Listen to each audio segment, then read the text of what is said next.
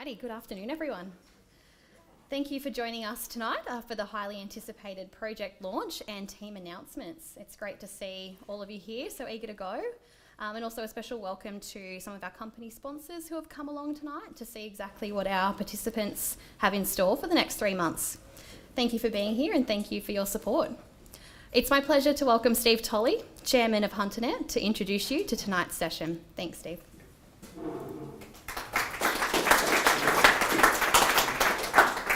So welcome everyone. This is the night where the program really kicks in. And I'd like to welcome the mentors who are here tonight and the judges and the manager sponsors, and all the mentors will be formally introduced and teams announced very soon. And as I said, this is probably one of the most exciting nights of our program, where we actually get to form teams and start to put into place the skills that we've learnt along the way through the course of the program.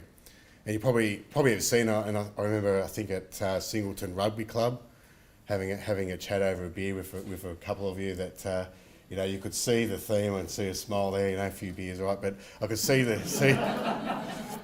we could see the theme of where we're getting to. So you've probably worked out that the project has something to do with, international markets, globalisation, and relevance to, something we do here in the Hunter. So I've under very strict instructions not to give away what the topic is. So we've got, Tegan and Ian, who have done a fantastic job putting this program together. So both participants in the program, one last year and Tegan the year before. So very, very well versed with what it's about. And so we'll go through this tonight, and I just encourage you all to sort of, you'll get formed into teams, and there was a little bit of science in forming the teams. I'm not stealing anything here, but we're not all one gender in a team, not all one company, not all one occupation, and not all alphas. So that's the sort of the team format. Other than that, it was sort of just work through. So you'll get to form your team. You'll do the opportunity to catch up with your mentors tonight. A little bit of forming, storming, and norming, all the stuff that we go through. And as I said, then the opportunity to put into practice in a real life situation that potentially has a major impact on the Hunter and our future. And just a little few words of encouragement. So last year and the year before, we had a lot of interest from the judges that judge the program and other industry members that have actually taken some of the opportunities forward. So we had the Nerd Centre, who was the winner of the first year, going forward and commercialising their idea. We had another team that year that had an idea around turning garbage into toys, and they've actually been talking to investors and other stuff about how they can actually make that happen. We had last year, the program was around how we can get smart about transport in the Hunter and the use of apps and smart technology and integrating transport with the light rail. And we had Anna Zeki, who's the Coordinator General of Transport for New South Wales, invite 2 of the teams to present to Keola's Downer on their solution to potentially implement that. So what you're working on is real, and this is the exciting thing about the program, right? So you actually have the potential, pitching in front of 5 senior executives in the Hunter, working with mentors who are also senior leaders in the Hunter, helping you guide your solution. So you get significant exposure to people who make decisions in our region. So grasp that, grab hold of it and go forward, take it where you want to take it, work together as a team, and most importantly, have some fun, right? So my personal view is we can work really hard and we can do some really, really great things, but if we're not enjoying ourselves, well, what's the point? And I think if you're enjoying it, you can be even greater. So enjoy it, And to help you enjoy it, there's each mentor gets a budget of $500 to spend, and we have had some teams spend all of their $500 on the first night, and we have had some teams, have money left over at the end of the program. So I think the first idea is probably more of the right idea than the last one. But you'll get to enjoy that, and also you'll have access to HunterNet. So Tony Cade, our CEO, is here, and Jackie's part of the program, but we'll make sure she doesn't have any advantageous access to HunterNet. But please, last year, a number of the teams accessed HunterNet, accessed our members to get some ideas and work through, different topics. And what HunterNet does, and what we are really good at, is connecting people and connecting businesses so that they can develop and grow and prosper. That's what we do well. So, use that to your advantage, because every member of HunterNet is here to help each of the teams achieve the best that they can achieve. So that's enough for me now. I'll come back and close at the end, but I'll hand over to the team who's done a great job to lead you through the night, and I look forward to seeing those blue envelopes get opened. So thanks very much, everyone. Thanks, Steve. Alrighty. So here we have a bit of an overview of what we'll be covering in tonight's session. So we're going to start with a quick 5-minute video called "The World is Changing." And I think as a Future Leaders program, it's really important to understand what is going on in the world around us, and not just in the context of here in the Hunter or New South Wales or even just Australia. It's actually important to start thinking about the fabric of life at a global scale. So how are we changing as individuals, our social structures, our governance systems on a global scale? They are being redesigned, and it's future leaders like you who will be responsible for leading that transition in the right direction. We'll then introduce you to the project brief for this year. Then we'll run through the project milestones and key dates.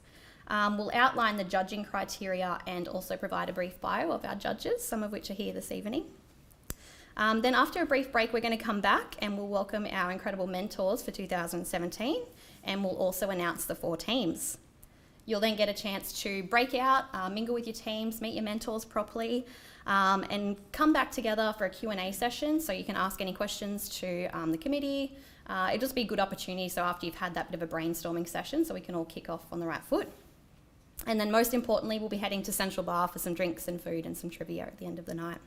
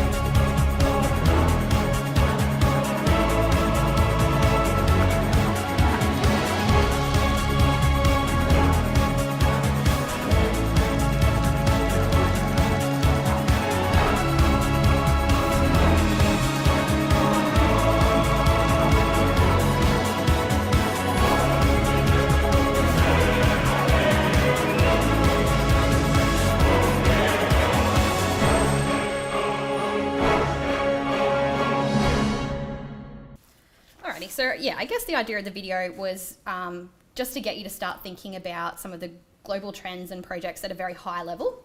But equally, we understand that it is important to understand these trends in terms of how they fit for Newcastle or the Hunter region. So the evolution of Newcastle and the Hunter region is quite unique, as it has overcome a series of adversities, from economic downturns to natural disasters, and yet it continues to grow as one of the largest regions and economies in Australia. It's the second largest city in New South Wales, and it's the sixth largest in the country, and it is recognised as a significant contributor to the New South Wales economy. So over time, we've seen Newcastle's economy survive some big transitions, and if we think back to the closure of BHP Steelworks in 1999, at the time BHP was the largest employer. It had been operating for 84 years, so that was a huge hit to the local and regional economy. We then saw Newcastle emerge as a natural resource hub, and it had a mining boom in kind of 2008, and then that was quickly followed by a downturn in 2013. But it's not all bad news. The 2016-2017 version of Newcastle is seeing some serious growth in infrastructure and development that places us on the cusp of an anticipated growth period that really hasn't been seen in the history of Newcastle before. So this is essentially where our 2017 Future Leaders project takes off. So that's the background, that's the context. We can see that Newcastle, as a harbourside city, once with its roots firmly in coal and steel, it's reinventing itself. We're seeing huge investments in transport, we're seeing the rejuvenation of the city foreshore, a revitalised CBD area, an upsized university, and a $6.5 billion investment from the New South Wales government that's making Newcastle the new boomtown. And if we start to think of specific industries alone, so for example, education, education as an export industry represents $20 billion worth of money for Australia at a national level. And with Newcastle's new business and law school, we're kind of at the forefront of some of those industries. So through innovation and an understanding of the global market, Newcastle is and can be further showcased around the world. So what is the project brief? We're taking you to 2037. So fast forward 20 years. The landscape of Newcastle and the Hunter region has undergone a period of unparalleled growth. Export revenue, marketable businesses, and the population over the last 20 years has exponentially grown. The unprecedented growth has made Newcastle and the Hunter region the industry benchmark and the world's leader in the global export market. How did you get us here? So I guess we're asking you to take us on the journey of how you, as industry leaders, have shaped the transition of the Hunter to be the benchmark global export hub. The purpose of this year's brief is really to get you thinking big, think innovation, think outside of the box, and not just, oh yeah, I'm going to think outside of the box, but I'm really going to kind of play it safe. We've told you that this level of growth has actually happened.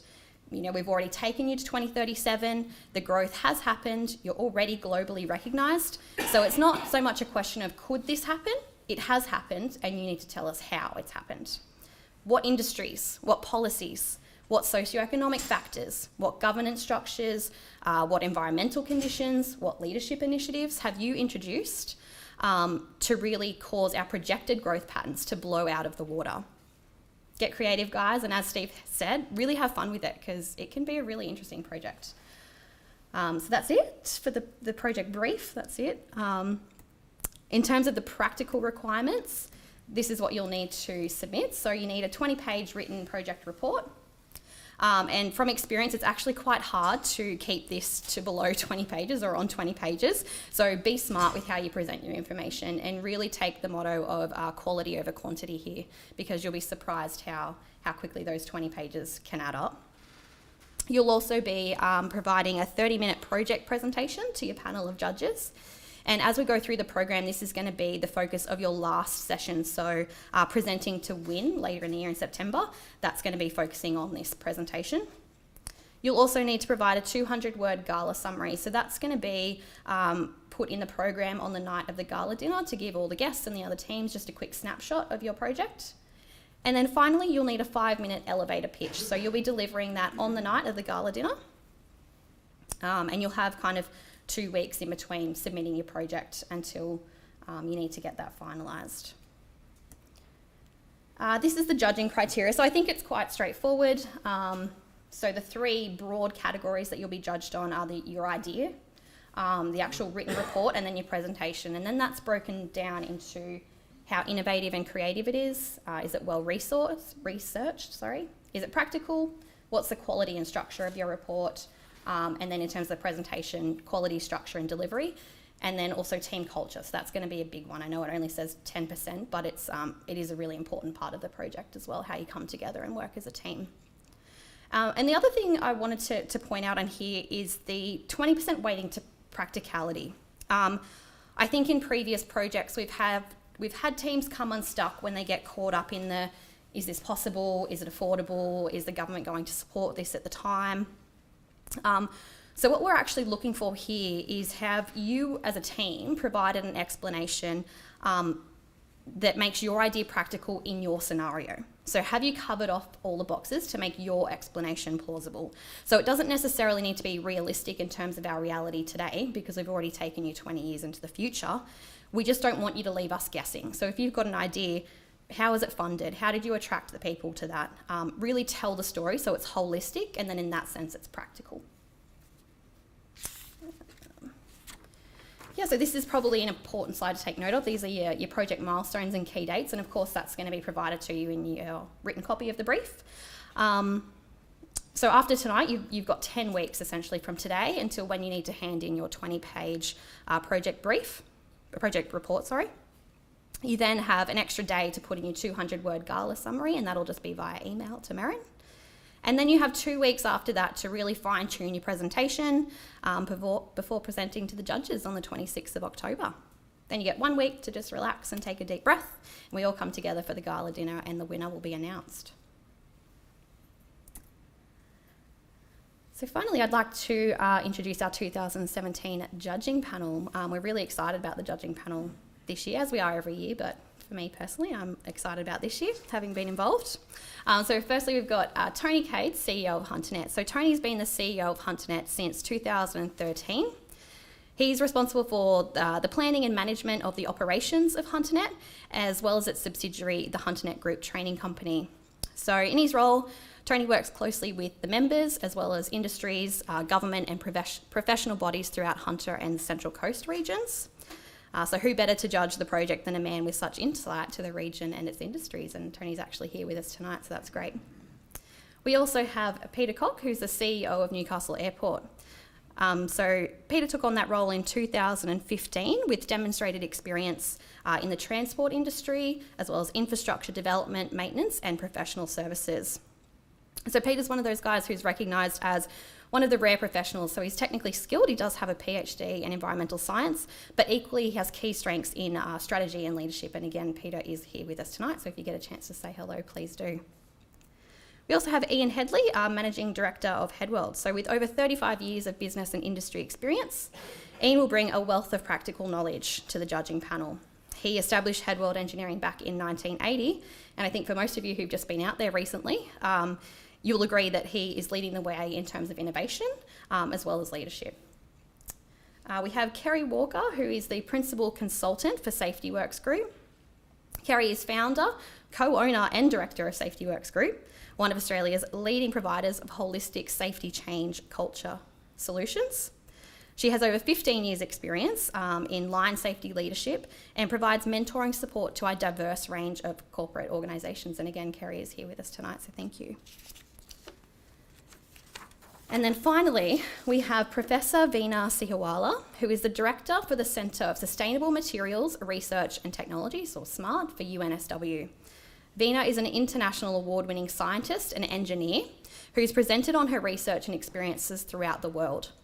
Her research interests include sustainability of materials and processes with a view to environmental benefits.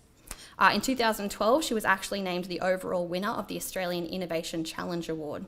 So if you happen to miss her on the ABC's New Inventors program, make sure you check out her TEDx Sydney talk online. It's titled Reviving Waste. So we're delighted to have Professor Veena to join our panel this year as well. So now, before we take a break, we'd like to hand out your hard copies of the project brief, so you'll have a bit of time to read through those, have a look again at what the criteria is, exactly what the question is. There's a bit of a background in it. And then we will come back together and we're going to introduce the mentors and announce the teams. I guess a bit of an overview of what we're going to run through now. We'll have a very brief mentor bio and introduction. We've got a question for each of the mentors, and then we'll lead straight off into the announcement of the teams. You guys have all got a blue envelope.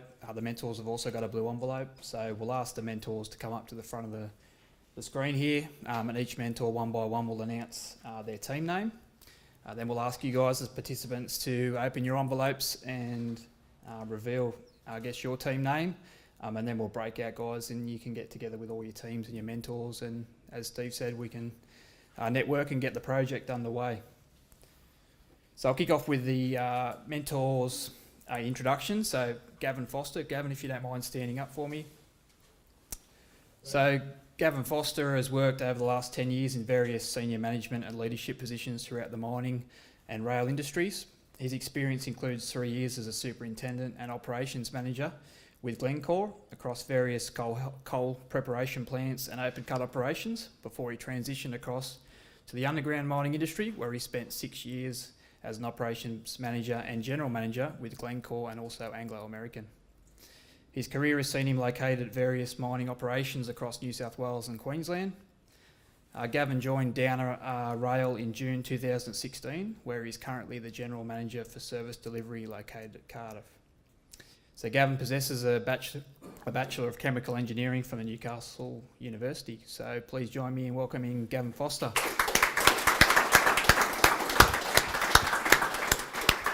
So Gav, just to put you on the spot, your question is, what do you see as the critical areas that the teams will need to focus on in order to deliver a successful project report? Yeah, for me, pretty straightforward. Team culture. So, that'll be we get the team culture right. The ideas will flow, and I'm sure we'll demonstrate what our thought leadership is all about, and what Newcastle, how we got to 2037. So. Not to oversimplify it, but pretty straightforward in my mind. Thanks, Gavin. Cheers. Next mentor is Jacqueline Besser. So Jacqueline, if you could please stand up. So Jacqueline is currently the Business Relationship Manager for Mine Wealth and Wellbeing. Jacqueline's career has spanned 28 years across the private sector, government, higher education and not-for-profit sectors. In the social sector and public sector, she has held various senior advisory roles across a number of agencies, including the Human Rights Commission, Department for Women, the Premier's Department and the New South Wales Treasury. She's worked for the last 15 years in executive roles in domestic and international financial services across business development, customer experience, strategy, human resources, risk and program office functions in organisations such as Rabobank, Citibank, AMP, BT Financial Group, Westpac and the Commonwealth Bank. Jacqueline possesses a Bachelor of Arts and Masters of Commerce in Industrial Relations and has undertaken postgraduate studies in microfinance at RMIT. So please join me in welcoming Jacqueline to the program.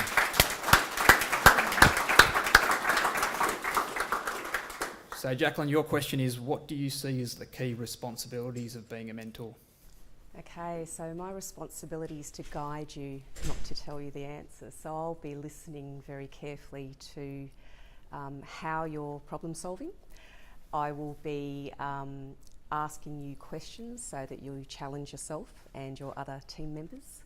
And my role is to really guide and support and act as a bit of a catalyst, if you like. So when I see things slowing down a little bit, I might throw in a few curly questions or dynamics, and also give you a chance to actually slow down a bit too. There'll be times during the 10 weeks when you'll be working very, very hard, and it's not all go, go, go, as we've said. There's a bit of fun time that needs to be had as well. So I'll be acting as a little bit of a moderator for that as well, to make sure you don't burn out before the 10 weeks are up. So that's my role. Thanks, Jacqueline. Our next mentor is introducing Mal Coble. So Mal, if you could kindly stand up. So Mal Coble is the General Manager for the University of Newcastle Research Association, or TUNRA, which is a controlled entity of the University of Newcastle. Mal is an accomplished leader with extensive experience in the public and private sector and consulting roles. Prior to commencing his position at Tunra, Mal spent several years in strategic roles related to electricity transmission and distribution networks. His expertise includes the planning, design, construction, operation and maintenance of assets, along with stakeholder consultation, regulation and pricing. During his time as Industry Solutions Executive at IBM, he was specifically trained in intelligent utility networks, applying this learning across the Asia Pacific region to enhance IBM's global experience pathway. Mal has a strong background and keen focus on stakeholder engagement and a commitment to customer service.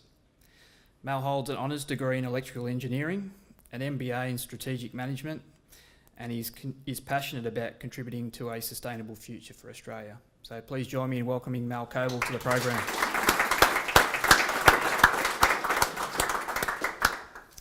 So Mal, with your varied and vast experience, what do you think you bring to the project for this year for your team?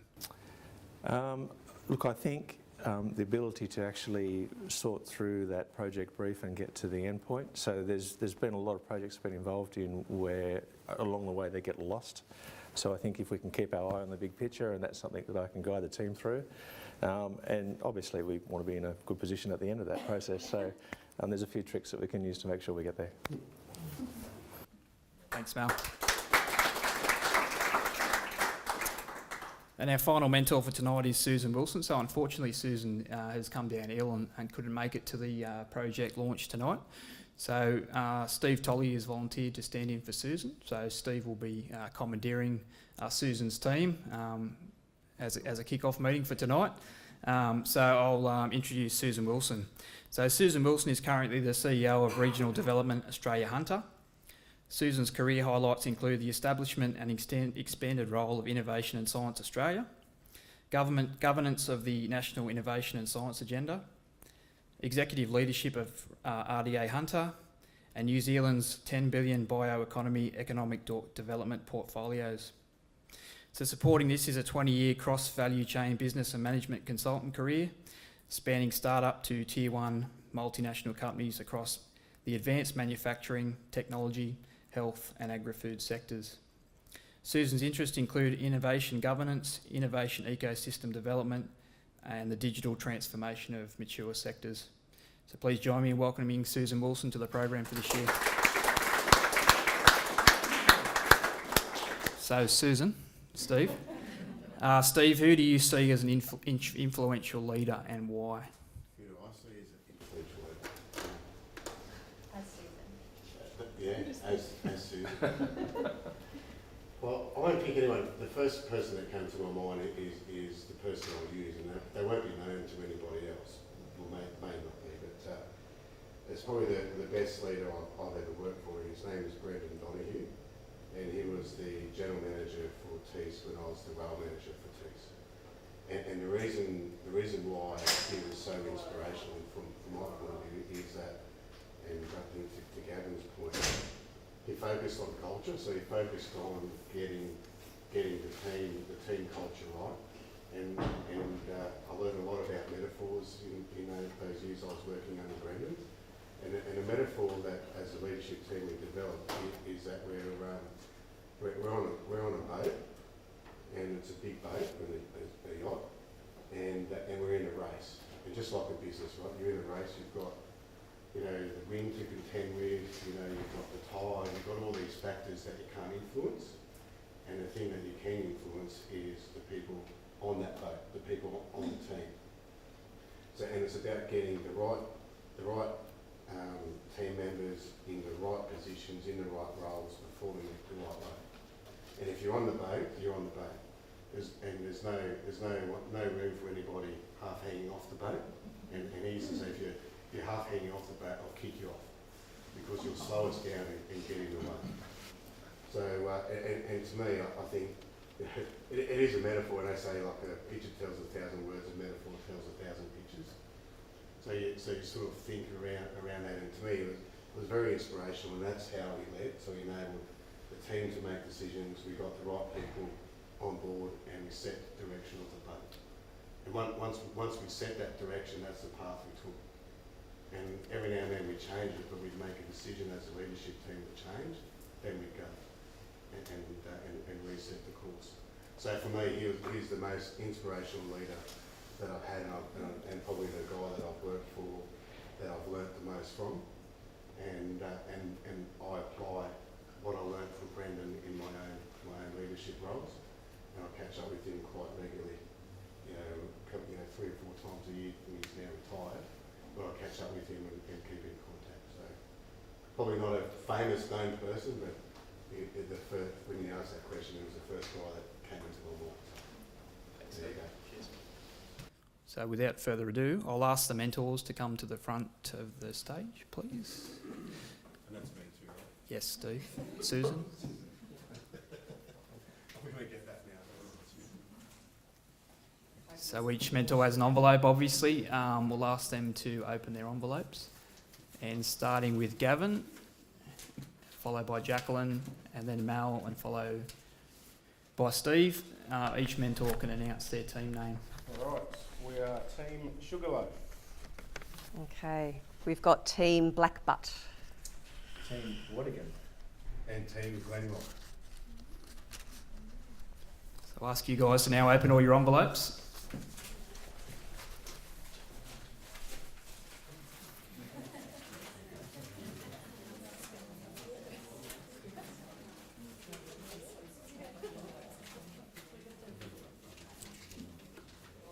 Anything, we just get to know each other? What do you recommend? How often should we meet? Like, how much work are we putting into this? Like meeting together and that sort of thing. Probably more than you might think. Yeah. Yeah, wrong answer. Yeah. So I guess from my perspective from last year, we sort of kicked off once a week to start with, and maybe a bit more regularly once you're sort of thrashing out that idea. But maybe start once a week and then take it from there and see how you're travelling. But I guess the focus will be for you guys will be to land on an idea quickly. Yeah. And that's one piece of advice I'd give is don't spend 6 or 10 weeks thinking about what you're going to implement. You need to settle on that idea pretty quickly in the piece. So we were kind of, in my year, we were kind of meeting once a week to very first start off, and then by week 3 it was definitely twice a week with tasks in between those sessions to go off and work on. And then like the last couple of weeks right before submission, it was multiple times, and it might not have been your whole team if some people couldn't make it, but if you were allocated a task to write a certain thing or research a certain thing, definitely more regular meetings. Were you mentors at those meetings as well? Not always. Yeah. Definitely, I think try and work on at least once a week with your mentors, because it is easy to get off track if they're not there, just to bounce ideas off and to help make decisions. But they feel free to definitely meet without them as well. If you can make a session and they can't, there's no harm in that. We did, our group did that. Yeah, we were the same. There was a time when we had our mentors there, and that was probably earlier on the piece when we were thrashing ideas back and forth. But towards the end, I guess, you got volunteer how to set your teams up. But if there's a leader of the group that's appointed that can sort of run those sessions in the absence of the mentor, I guess.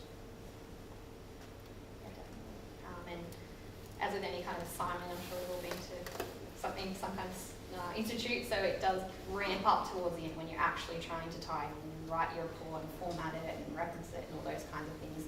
They're probably where the late nights start to come in. But if you're well organised, maybe you don't need to do that. But I know our team certainly put in a few late ones towards the end. So just account for that in your time frames. I guess just one thing that we were talking about in the teams was looking at how broad, I think you mentioned it before, you can go, not reading right through the brief, it looks like you could go quite broad. What would you recommend we kind of focus on? Where can you give us a bit of a... I mean, it is a tough one. Obviously, you can take it anywhere. I think your limitation is going to be your time. So, I mean, this is only a 10-week project, so you really could take it to the stars if you wanted, but you do only have 10 weeks. So maybe try and stick to areas and ideas that as a group you have some kind of expertise in, or that you can research and feel confident that you're giving a holistic idea as to how you got there. So probably don't start, researching NASA space things and going, this is how we got there, if that's not something you don't feel confident with, because you're going to run out of time quickly. but yet there is absolutely no limits on what your idea can encompass. Yeah, yeah. So I know a lot of us in the room are kind of from industries that are very built in natural environments, but don't necessarily limit yourselves to that, and don't limit yourselves to, you know, the coal and manufacturing sectors at all. Like, definitely go wider than that. I've got a question. So the last few weeks, or few sessions anyway, it's been about China, or doing business with China, or, you know, knowing a little bit more about China. Is that something where you guys want to see us kind of go towards, something with China or something like that? Or, Export, import, export. yeah, type. export, import to China, or... So I think it's pretty broad, and once again, without giving you nothing, but giving you something, I guess, don't just think of China. Okay. Think a bit more broader. It could be anywhere. Okay. China is an example, right? Yeah. Okay. But it's not, like, it doesn't have to be China, it could be whatever. I guess you need to look at the video that you saw at the beginning. China and India are where, you know, populations are going to live in Yep. cities. You know, so you need to go and look at do your research. Yep. And obviously come up with an idea that aligns with global trends Yep. for the next 20 years. But even to strike back to that video too, I mean, there's talk about massive amount of infrastructure spent in Russia. So I mean, there's plenty of areas that you could aim on. Just because I mean, China's obviously a hot topic, and it is relevant, and it's up and coming, and that's where our current reality sits. Like, business with China and imports, exports to China is very relevant to Australia, and particularly the Hunter. But that's not to say that that's the right answer. And I think just resting on something going, oh, China makes sense because it's so close, and we've already got these business ties, and we've already got these industries that export there, let's just increase it, job done. I don't think that as a project idea is going to get you to the innovation and creativity that we're looking for. So Yeah. don't feel like you have to go down that path. Just going to the broadness of it, like when we talk about an idea, would you reckon just picking like one field or like a multi-pronged approach, like this is how we got here is pretty broad, maybe we'll get through a number of industries, would you reckon just picking one or lots? With as many or as little as you like. Again, your limitation is going to be time, how many pages you've got in your report. If you can have a multidisciplinary or an interconnected kind of approach that's going to get you there, and you think that you can explain that robustly enough that it makes sense, do it. It's just going to be, can you, I suppose, articulate that well enough over so many industries versus picking one? That's a group decision. And it may not be multiple industries, it might be multiple sectors or specialties or something like that that you could talk about. So government initiatives and an industry, or like they're the kind of things that we'll see. But yeah, you don't have to go, it is education, it is health, and it is mining all together. You can pick one, you can pick 3, you can pick 10. There's no limit on that.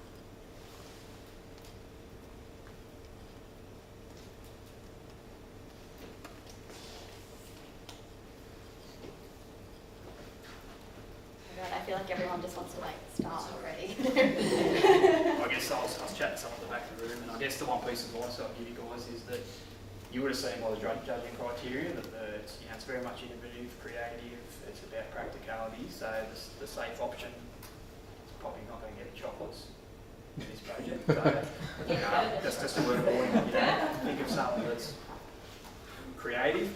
The possibilities are endless, as Tegan said.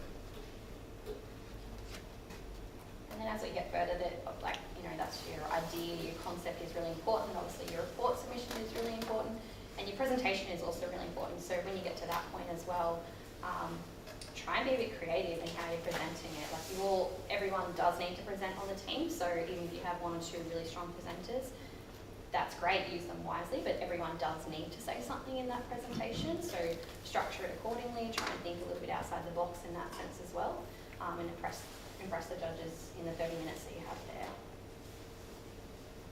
Just being previous members of the program, what were like the biggest challenges you guys faced as a group, or the whole challenge, what we might learn from?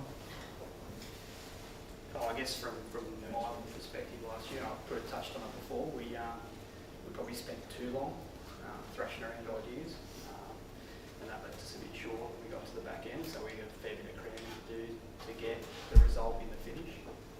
That's why I said my advice would be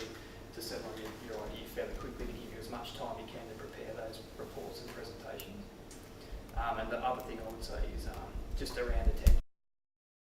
There'll be some challenges around people being able to attend weekly or fortnightly or bi-weekly sessions. You just need to be able to work around that. Some people have got holidays, some people can't make it for work reasons or travelling away. You just need to be mindful that you can't always have everyone there all the time. You need to structure your actions and your responsibilities accordingly. My biggest challenge was probably that not everyone on the team had the same expectations for what we wanted to deliver. So I think as a group, it's probably important up front to go, how hard do we want to go with this? And what is your idea of a really well-rounded and polished product? Because some people might not be expecting to put in the same effort that you are, and then that can cause issues in the group, I suppose. So just really set out some clear expectations of, we want to be A+ team, and we're all going to put in that effort for the whole 10 weeks, and then you've established those expectations. If not everyone wants to do that, it's better to know that up front than to have it come out 4, 5, 6, 9 weeks down the line, and there's going to be problems around that. I think too, understanding everyone's strengths and weaknesses too is another good point. So there'll be people in the group that are good at presenting. There'll be people in the group that are good at collating reports or formatting reports, or just get a good understanding early on of what people's strengths and weaknesses are, and then structure your ideas. What do you guys use your $500 on? For us, mixture. So we used it on some professional services. So we used it on a bit of graphic design. The rest was food and drink, basically. So. What do you do? Pretty similar. We used some of ours on a professional video production that we used, and yeah, just meals. We had a bit of a celebration meal at the end. Is it dangerous or productive meeting at the pub once a week? Productive. Necessary, at least a little bit. Pick the time wisely. You might want an hour to work through things before you really hit happy hour. I don't know.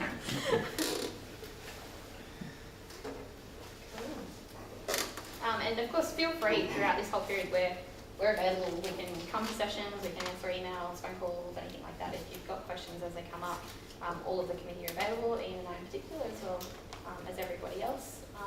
If there's specific feedback, if you think there's something worth sharing with everyone that comes up, we can do that as the program progresses as well. So don't be strangers, don't feel like this is it and off you go and we ignore you for the next 10 weeks. Yeah, open door.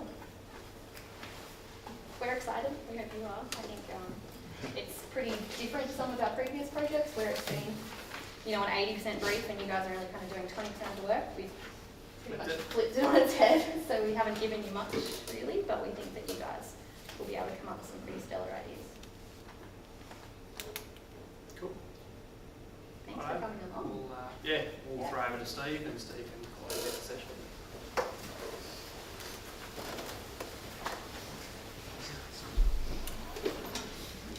Well, thank you very much. Well, firstly, I want to say a big thank you to Ian, Tegan, and of course Merrin for putting a sensational project brief together. So I'm sure you think it's fantastic. So well done, thank you.